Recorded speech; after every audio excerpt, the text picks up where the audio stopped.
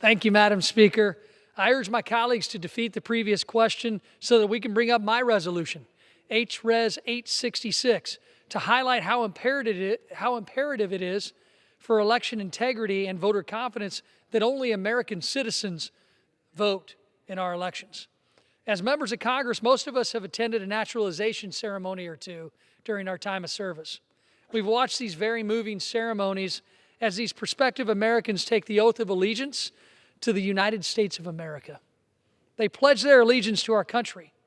They swear to support and defend the Constitution against all enemies, foreign and domestic. It's one of those moments that makes America the greatest country on earth. They've earned the right to vote in our elections. What New York City and others are doing by allowing nearly 1 million non-citizens to vote is a slap in the face to those who worked hard for that sacred right. While I don't support what New York is doing by any means, it's our job that we protect federal elections.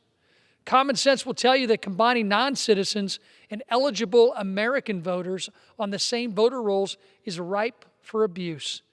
It's really just not practical. Currently in Illinois, non-citizens cannot vote, and if they do, they face major legal consequences and could be deported. But in 2016, Illinois' automatic voter registration program mistakenly registered to vote more than 500 non-citizens who had done the right thing by checking the box stating they are not citizens on their driver's license application.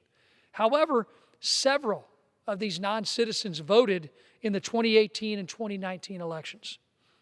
This does nothing to bolster voter confidence in our elections. In fact, Madam Speaker, it does the opposite.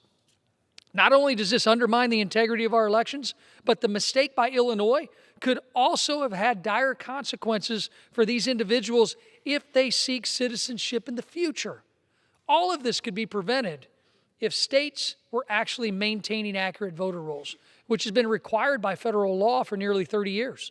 Whether intentional or not, we know this is happening. It's undermining the integrity of our elections. This amendment would simply ensure those who are non-citizens who do not have the right to vote in federal elections are removed from states' voter rolls.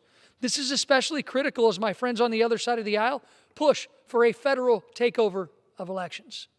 Let's defeat the previous question so that we can take a stand with my resolution to support only citizens voting in our elections and encourage states to adopt reforms that don't put non-citizens at risk of intentionally or unintentionally breaking the law by illegally voting in federal elections. I yield back.